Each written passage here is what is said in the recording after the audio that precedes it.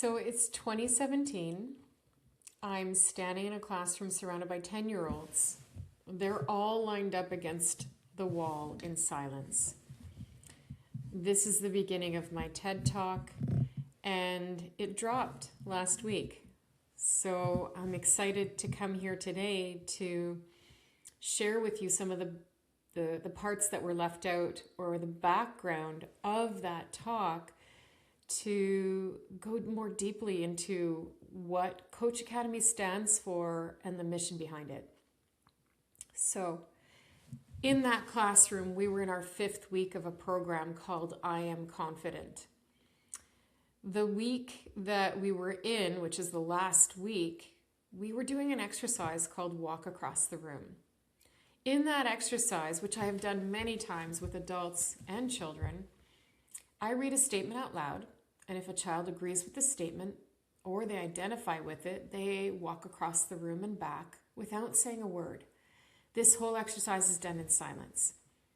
And that's really hard for 10-year-olds. So it was so interesting and fun to observe.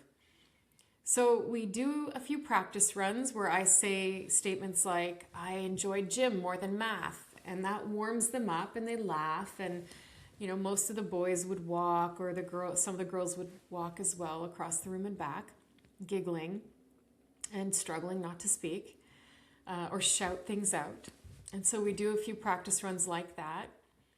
And then I go from light, easy statements to statements that are a little harder to maybe own or own up to and to process. So harder statements like, I sometimes feel left out at school.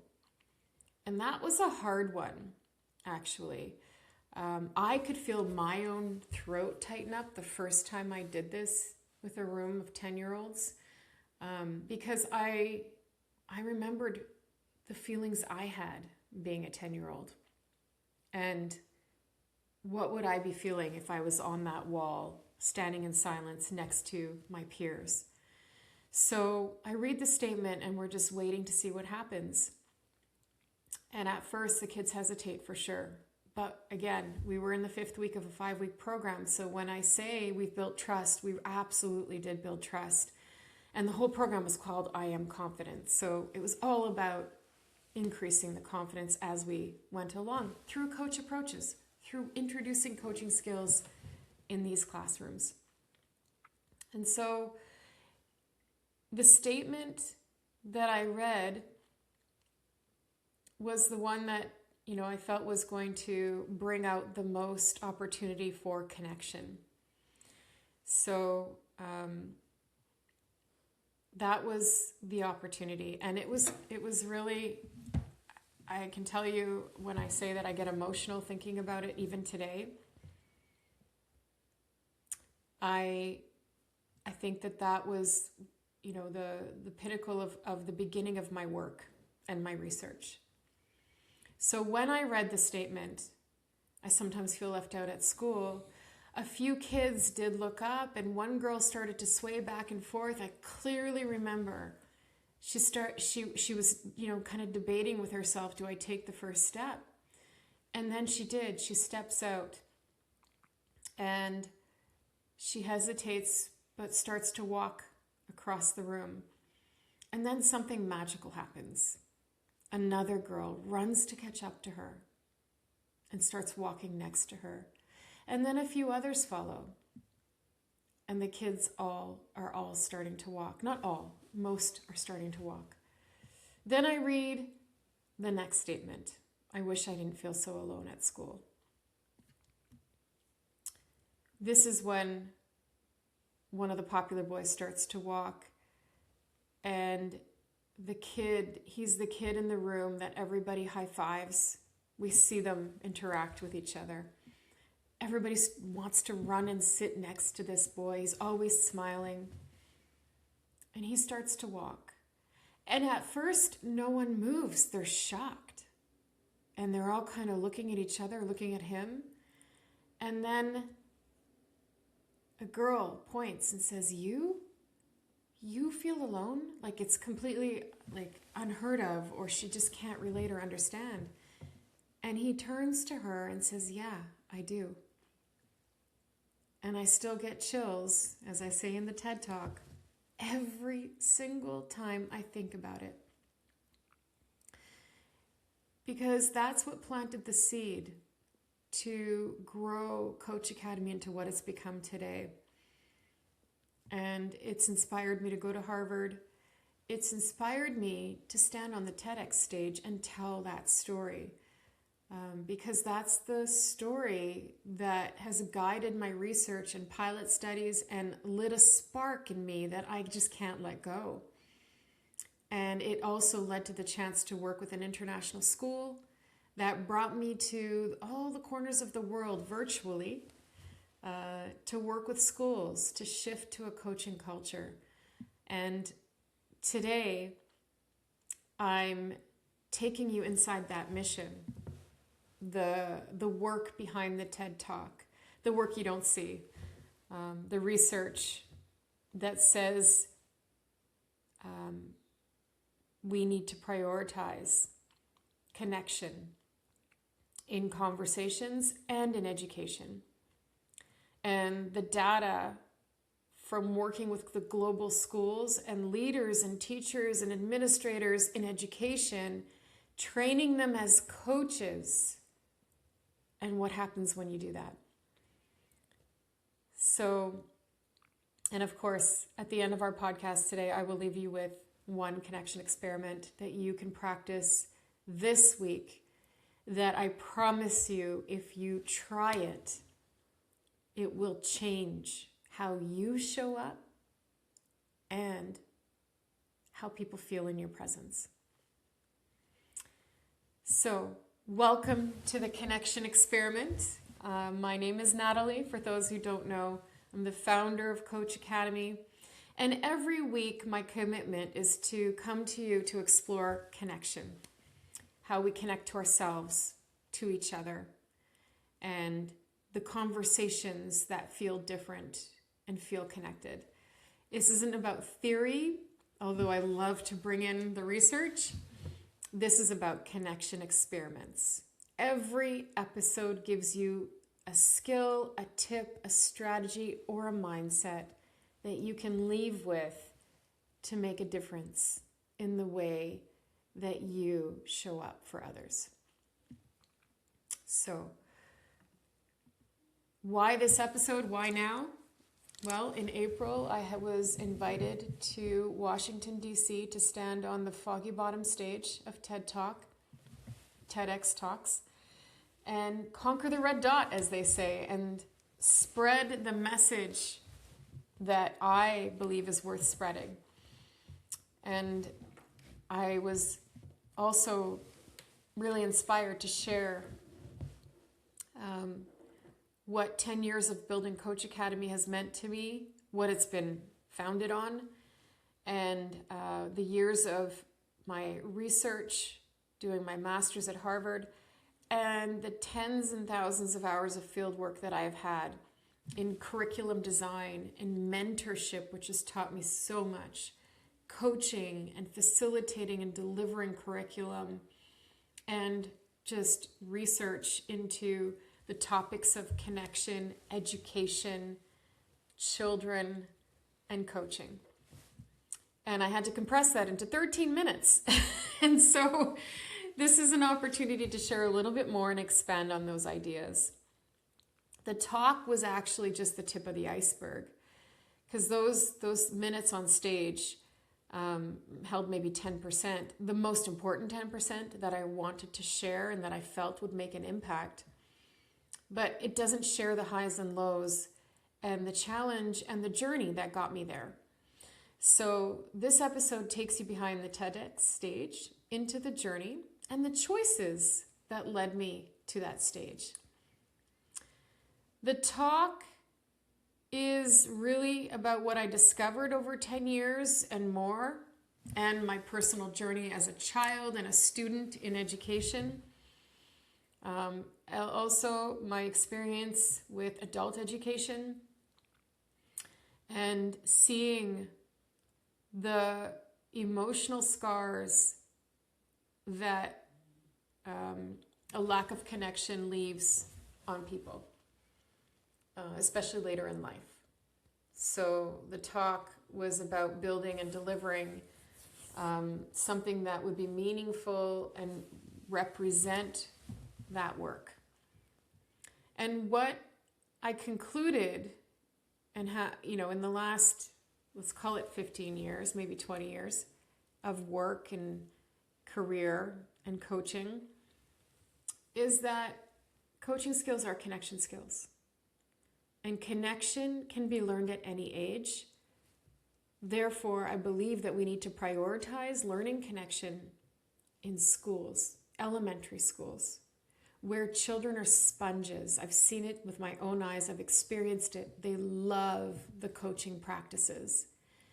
And we have built entire education systems, 13 years of a child's life minimum, without ever teaching connection skills. We teach fractions, we teach capital of Portugal, we teach the periodic table, which I'm glad we do. We need those things as well. We need subject matter. We need to know math, English, history, science, geography. We also need to learn the most important human skill that is being left to chance, and that is connection. How to listen well. What does it mean to ask a question that is open-ended and leaves room for reflection? What does it mean to create space for others to be heard and seen? And how do you sit with someone who is hurting or sad without rushing to fix them or save them? We leave the most important human skill that has the potential to truly change a life to chance on the playground, where there's no adult supervision, often, like in the interactions of the playground. We leave children to figure this out on their own because we just think, oh, it's human. Of course they're going to know how to connect to each other. And in fact, all too often the result is loneliness, shame, isolation, and depression. And the studies point to it. And I will share the studies that have been part of my literature review and my research today to point to some of the facts. But just look around you. Think of the last team meeting that you attended and the undercurrent of emotion, the things that were not said, the energy in the space. That is what we're talking about. How do we give people the skills to create connection in a disconnected world? So for me, this work officially started in that classroom in 2017. That was the moment of awareness for me and the moment of truth in my own life, in my own journey. That started long before that classroom. It started in my classroom, in my grade 4 or grade 5 classroom, where I felt so isolated.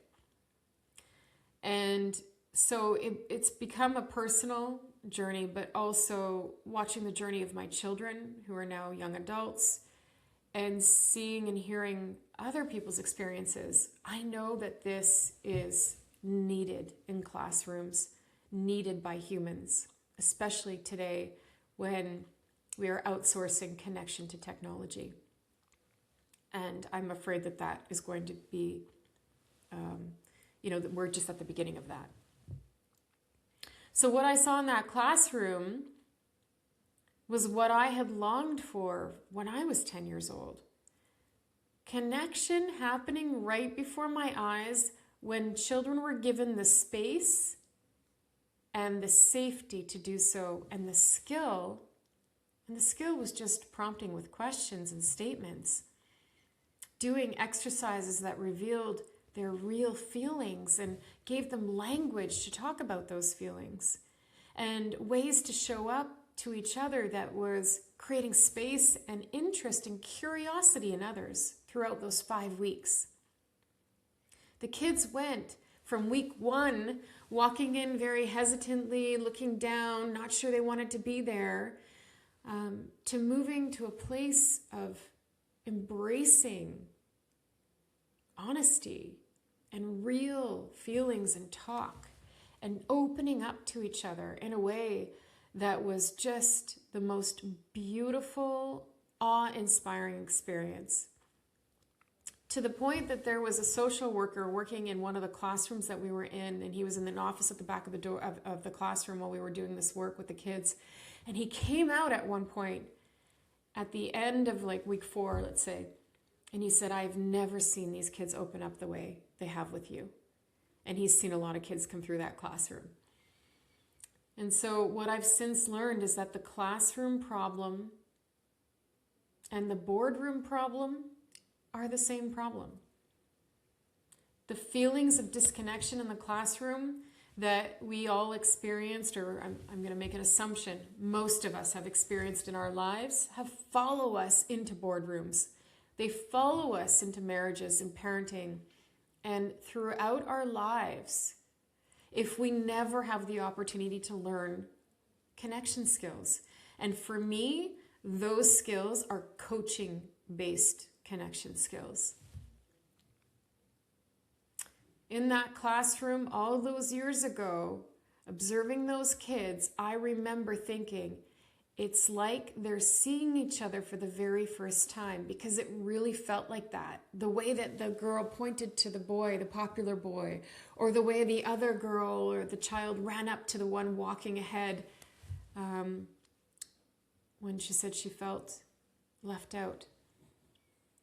What struck me on that day, it was the permission that these children had to say what was unspoken up till that point.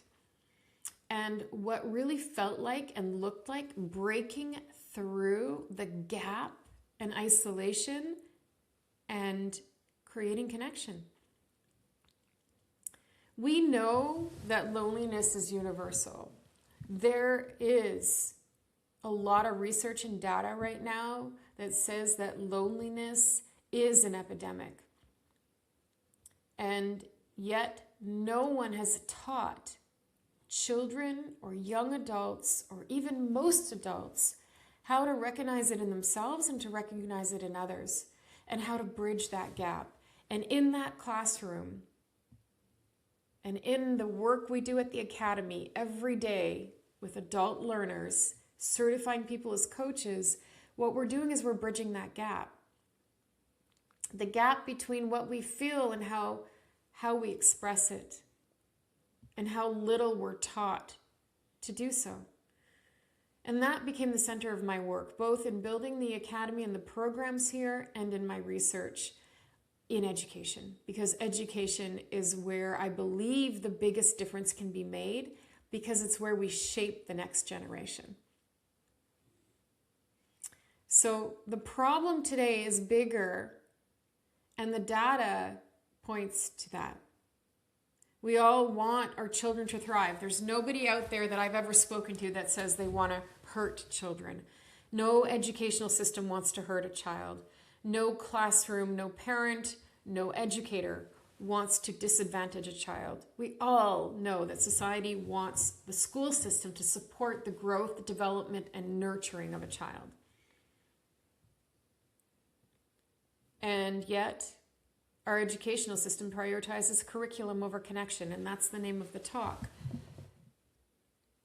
Because that's a design choice made, a century ago? When schools were built to manage time and content, grading over growth, performance over presence. Students learn to ask, how am I measuring up? Think grades. Think competition, think evaluation, think report cards, testing, compared to how am I showing up for others? Showing up for others in a job interview or a first date. The things that life demands from us that we cannot escape, we are not taught how to show up for. 60 years and the model has barely changed. There are some schools that are amazing and forward-focused and innovative. There are incredible initiatives in places like Finland and other advanced educational areas of the world. I absolutely will acknowledge that. And the majority of education, especially public education, has not been able to get there yet. Today, the world around the classroom has changed completely. We can all agree that AI has changed the world. And even before that, just internet and then smartphones and social media has changed the world and how we communicate. And yet the classroom has stayed the same. And kids are learning how to communicate by texting, commenting, liking, scrolling instead of speaking and meeting people in person. And the research tells us exactly what this is costing us. In 2023, the U.S. Surgeon General released an advisory called Our Epidemic of Loneliness and Isolation. An advisory is reserved typically for urgent public health threats. That should tell you something about this. His office found that lacking social connection raises the risk of premature death by about 29%. An effect comparable to smoking a pack of 15 cigarettes a day. That is alarming. Loneliness as a risk to health in the same sentence as cigarettes. We'll put the link to that study and that initiative in the show notes. Gallup had a survey that showed engagement falling by students in classrooms, kids, year after year, moving through school. By their teen years, roughly half of the students reported feeling disengaged. And that doesn't just mean disengaged to the material, it means disengaged from the classroom, the connection, the experience. Dr. Jean Twenge's research, published in Psychiatric Research and Clinical Practice, documents sharp increases in depression, self-harm, and suicide among adults starting around 2012, right as the smartphones saturated teenage life. That was kind of right around the mid-curve of where I was standing in that classroom in 2017. And in 2023, Senator Chris Murphy introduced the National Strategy for Social Connection Act in the U.S. Congress, a bill to create a federal office of social connection policy. Lawmakers are proposing a government office for friendship. Does that sound right to you? It's a symptom that points to the need to discover the root cause. And for me, that research, or that search, brings me to one conclusion every single time. Connection skills are missing from curriculum, from teaching. The impact of that graduates with us from high school into the real world. In fact, Dr. Brene Brown's research finds that belonging and connection are critical and often unmet needs in the workplace. If that is true, it means that the cause of that has to be much deeper than in the workplace. It starts where we learn how to communicate. And it shows up like poor collaboration, conflict avoidance, low empathy, low trust. The lack of self-doubt that forms when we're 10 years old, follows us. You know, those feelings that I'm not good enough, I don't belong here. What am I doing here? How do I break through this loneliness I feel, this isolation I feel? How do I fit in? That doubt is what I see showing up in our adult learning classrooms. Fear of not being good enough, imposter syndrome, something we talk about a lot.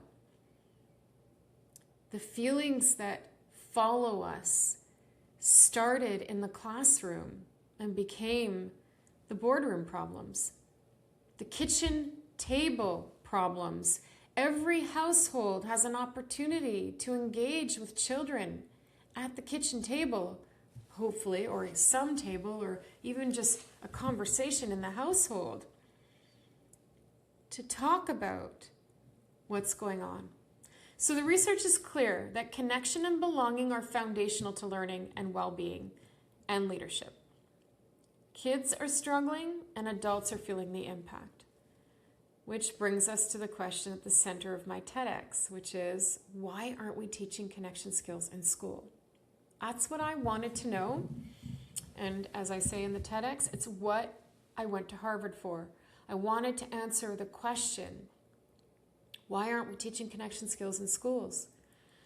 And after building a company centered on teaching coaching-based connection skills to adults who would often say they had never been exposed to these skills, I did something that actually I was terrified to do at the time, but I joined a master's program at Harvard to study the psychology of human connection, because coaching is all about connection. So in studying the psychology of human connection, I was able to actually go so much deeper into the curriculum that we offer and build the foundational practice, the evidence-based practice for coaching. So I was a founder in my late 40s, a mother of 2 tweens at the time, walking into a university classroom, and the voice in my head kept saying, who do I think I am being here at my age and, at this stage in my life? And I know now, looking back, and even just in other experiences of my life, that voice that creeps in, when it does, I know it's a sign that I'm in the right place. I'm on the right track, and I know that this is where I need to be. So we'll leave that for another episode. But for today, I want to go back to the studies. One thing that stood out above everything else was that connection is not taught as a skill and part of the curriculum in mainstream education at the elementary and high school levels. And my findings honestly contain zero blame. It's not a blame piece. It's not pointing fingers. Teachers are among the most dedicated humans I've ever seen, or professionals I've ever seen. They are, in my opinion, superheroes. I myself don't think I have the emotional makeup to teach at that age, young little humans coming through kindergarten all the way to high school. We give teachers 25 kids in a classroom and curriculum and train them on content and development and classroom management and project management. But we overlook one important piece, and I've spoken to many, many teachers and educators about this.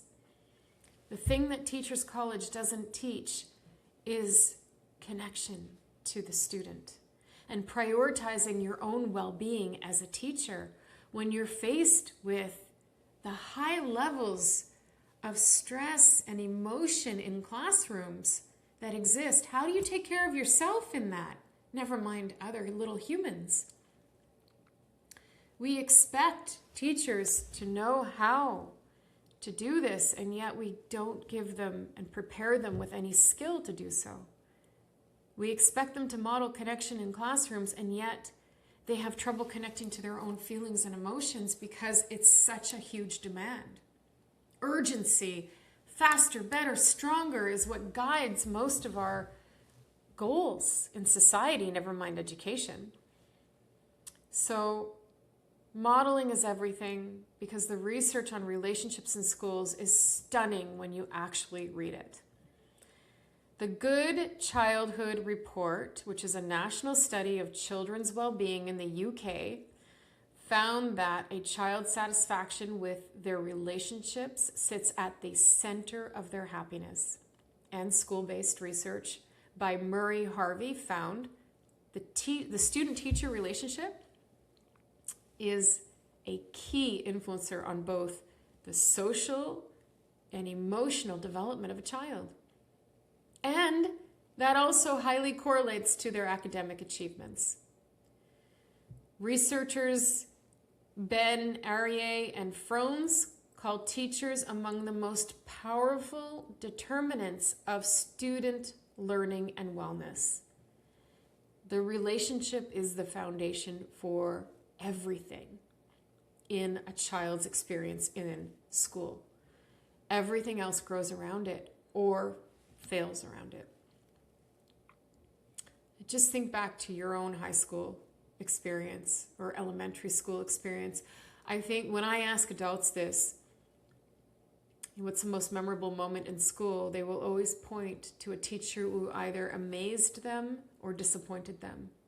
And it's not to put, again, I'm not blaming teachers. I think teachers have a huge responsibility and society needs to do a better job preparing and supporting them.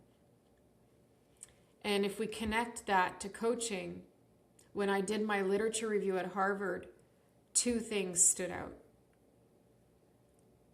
Ross in 1992 and Scheidler, I'm not sure how you pronounce it, in 2009, both demonstrated a clear link between coaching teachers and the achievement of their students. Coach the adult and the children's results were getting better. That's the trickle-down effect.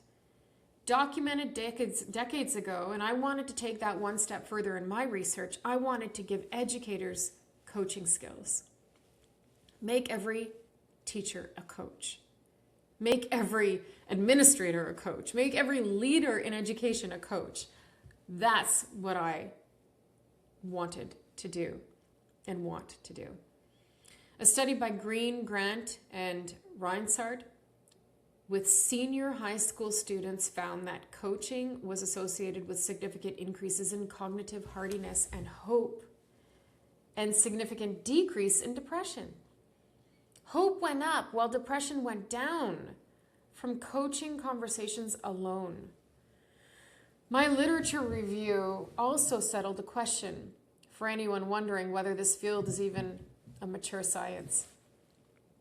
Coaching first appeared in the peer-reviewed literature in 1937. Between 1937 and 1999, only 93 papers were published on it. Since 2000, I'm going to guesstimate that over 600, probably more now since I've done my literature research, which was a few years ago. But we can see that the trend is upward. And the field is young and growing fast, actually. If you look at how coaching is even growing fast, the trends are incredibly upward. And the gap between what we know and what schools practice is exactly where the opportunity lives. So my research, along with 50,000 hours in the field, as I said, facilitating, mentoring, coaching, creating curriculum, building workshops around this material, has brought me to one conclusion, and that is that coaching skills are connection skills, coaching-based connection skills. And that became the spine of the TED Talk. So asking instead of telling. How many of us get asked questions, and not just questions, but open-ended questions that lead with curiosity? Listening instead of fixing. How many of you are comfortable in silence and don't reach for advice the moment someone says, I don't know what to do? And pausing instead of reacting right away. We have built into our DNA this discomfort with pause and allowing space between words to exist, to allow people time to think. Leading with curiosity instead of assumptions, which we are all guilty of assumptions. We are guilty of bias unless we build extreme awareness around it. Simple in theory, all of these, but wildly inconvenient to practice. And that's what we teach and see every day in the academy when we run our coaching certification programs. We see people, adults, unlearning, more than they're learning, in fact. Unlearning old habits, unlearning what they have been taught to do to connect to others, but in fact are skills that create more disconnection. So learning how to invite connection in a conversation. Most adults actually don't even have these skills, and they're not even aware they don't have them. That's the part that is most exciting and also most worrisome to me. One of the most common things I hear from people, and I've been hearing this from the pilot phases of running, programs that eventually became the Coach Academy to now, today. People say, I wish I had these skills 20 years ago or even 10 years ago. And they say that because they didn't know they even needed those skills. They didn't know the skills were available to them. The I wish I had statement is because they didn't know they were missing something so important that could change the way they engaged people, developed people, encouraged people, supported others to become more resourceful, whole, and capable, and really, took part in other people's growths and their own. And in so doing, raised the level of connection in teams and in society. When people graduate from our coach certification programs at the Academy, the thing they say is, my relationships have changed. Even though they've came in with a professional objective, they often will say the relationship with their kids has changed, their partner has changed, become better, more connected, more intimate. Their relationship with their team members have changed. Teams respond differently. Co-workers, colleagues, direct reports respond differently when they use coaching-based connection skills. And I'll give you a little taste now of what that training feels like, because coaching skills can sound abstract, and they can also sound so accessible that you think you're actually using them already until you realize you're not, when you just start to pay attention to how often you interrupt before letting someone finish their sentence, or how often you ask a closed-ended question, one that starts with do you, have you, could you, versus an open-ended question, one that starts with what, or how, or who. In our classrooms, we run an exercise called having a wondering conversation, where two people for about 10 minutes are asked to have a conversation, but it's not really a conversation like you and I would think. It's a conversation, it's a coaching conversation, but it's a one-way coaching conversation. In other words, there's one rule. You can only ask open-ended questions that begin with what. Not how, not who, not anything else, just what. A question that starts with what. And, questions like, what matters most to you about this? Or what would you love to see happen? Or what's in the way? And the two people go back and forth offering a what question, never answering the question, never commenting, never giving advice, never interrupting, just a simple ping pong back and forth of what questions for about 10 minutes. Pure wondering is what it's called, zero advice. People walk away from that drill, first of all, looking like they've discovered something incredible, a treasure. The talker often feels like they've figured something out in just the asking of the question. And the person asking the question sometimes has this awareness of how hard it is to hold back answers, solutions, advice, and even interrupting. These are grown adults, professionals, executives, parents, people with long-standing careers, HR, technology, finance, engineering, lawyers, highly academic people. We have a lot of PhDs in our programs and, masters and people of all walks of life. And they say the same thing each time. It's like they've discovered for the first time what it feels like to give their full attention to a person and not the problem, and to create a new instinct around reflection and wondering versus knowing and having the answers and needing to fix something. And what I love about this is it's teachable.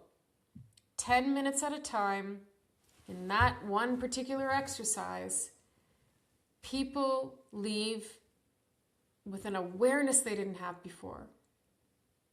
And that awareness can be taught to 10-year-olds. And that's why it's so heartbreaking when I think that schools are not doing this work. When the kids are so open, curious, and receiving this kind of teaching. And so that led me to form a hypothesis in my research, the one that I wanted to experiment with. And it was when teachers are trained to model coaching-based communication in the classrooms, students will develop stronger interpersonal skills. Then that's when I got the opportunity to work with an international school. And I got to see this work.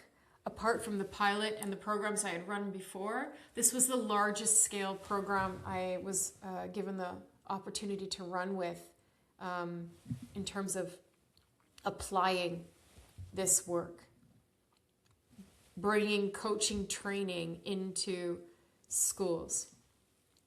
And by coach training, I mean offering the skills of a coach to educators and leadership in schools around the world, people from all over Thailand, Dubai, Brazil, USA, India. There were people from, these were multinational, the UK, a lot from Europe. People were gathered in these schools and working in multicultural environments. One in particular was in Bangkok, and that school ran a survey of their own, an internal survey, which one of the leaders in education there shared with me. And it was just so eye-opening. For 18 months, this school embedded a coaching culture in the DNA of the school. They committed the way culture change needs from the top and from the side and from what we call the underneath, with coaching woven into all aspects of this school. The leadership, the development, the planning cycles, the classrooms. They just completed their impact review, and like I said, I was given this impact review and shared the results with me. The person shared the results with me. And I was just floored. And as you can see, because I'm kind of even stumbling through my words now, it's absolutely the most impactful thing I've ever read, mostly because it was driven by an internal desire to see the difference coaching can make. And it comes from their words and their experience. So 20 staff currently moving through the school's in-house coaching program. And 15 of those educators came through the Coach Academy program to 2 modules delivering coaching skills. And ICF accredited programming that will eventually lead to an ICF coach certification, so they choose to pursue that. So really ICF approved caliber education. And now coaching runs through every layer of the school: the middle leadership, project leadership, teaching and learning groups, and 2 cohorts of aspiring leaders. And the thing that really stood out was that 88% of the staff reported direct benefits from coaching. 88%. In education, where initiative fatigue exists, and initiative overwhelm probably exists, they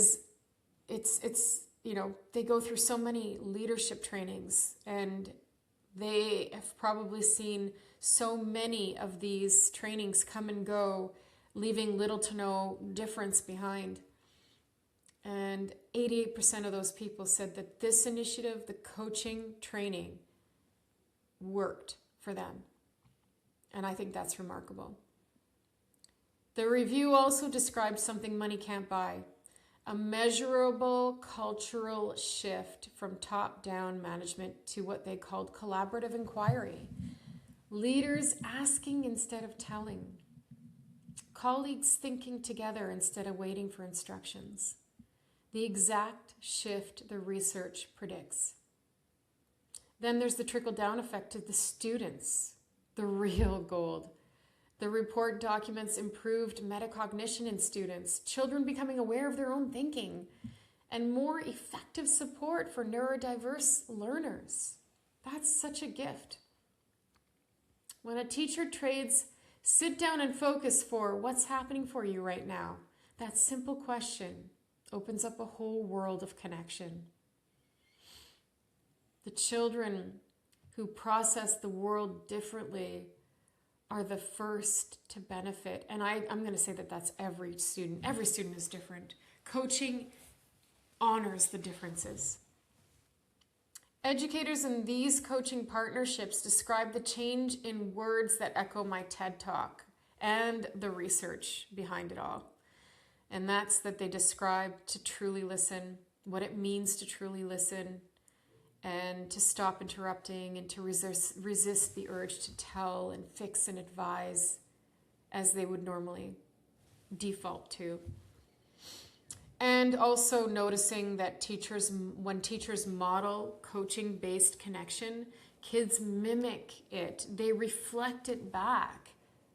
They learn by observation, but also by experiencing it. And that's when the impact is exponential. So the skill underneath it all is coaching.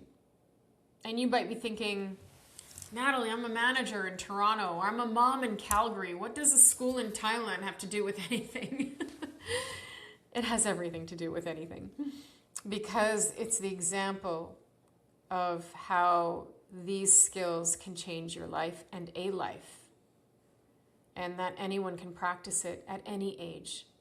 The kids walking across the room in that classroom in 2017 all felt the same hunger and desire, and that desire was to be witnessed. Everyone wants a witness to their life. What does your life mean if there's no witness to your life? And the skill of witnessing is a skill that can be taught. And it is so powerful. And the only real question is, when do we decide to teach it? Where are we going to start teaching it? Teachers' colleges, elementary schools, high schools, this is the biggest opportunity. Which brings us to this week's connection experiment for you all. My challenge to you to experiment this week is to listen to the TED Talk, which you can find in the link in the show notes, or you can just search on YouTube, Connection Matters More Than Curriculum, which is the name of the TED Talk. Then catch yourself every time you make an evaluation, which sounds like a judgment, and trade it for acknowledgement. So the next time someone shares something hard, or a colleague is tired and shares their fatigue with you, or your kid shows up after school with feeling emotional, or a friend calls asking for help, notice the evaluation that starts to come up for you. Maybe it rises through your throat. That sounds like at least you could, or you should, or if you were to. Those are the sentences that start evaluation. That's your cue. Turn that into an acknowledgement. Stop talking, twirl your tongue 3 times, and turn it into an acknowledgement. Name what you see and notice instead of what you think and want to solve. So statements like, I see how much you care about this, or I hear how hard your school day was, or I see how much effort you're putting into. Finish the sentence. Then stop talking and let the silence do the work. That silence is what research shows is some of the deepest connection people feel. When you hold silence and let them feel what they feel and give them time to think. One acknowledgement this week. That's your challenge. Turn evaluation into acknowledgement and see what happens. Watch, pay attention to the physical cues, the body language, the shoulders drop, the eyes come up. It feels like there's an exhale in the space between you. That is connection taking place. Don't take my word for it as usual. Try it, experiment with it, use your conversations as a laboratory. Use your life as a laboratory. The beauty about these skills is they don't get contained in schools and classrooms and meeting rooms and boardrooms and corporate spaces. They are life skills. They can be used anywhere in any conversation.